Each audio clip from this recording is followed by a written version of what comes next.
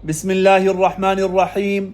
عن أسامة بن زيد رضي الله تعالى عنه قال: طرقت النبي صلى الله عليه وسلم ذات ليلة في بعض الحاجة، فخرج النبي صلى الله عليه وسلم وهو مشتمل على شيء لا أدري ما هو، فلما فرغت من حاجتي قلت: ما هذا الذي أنت مشتمل عليه؟ فكشفه فإذا حسن وحسين على وركيه، فقال: هذان ابناي وابنا ابنتي، اللهم إني أحبهما فأحبهما وأحب من يحبهما. رواه الترمذي.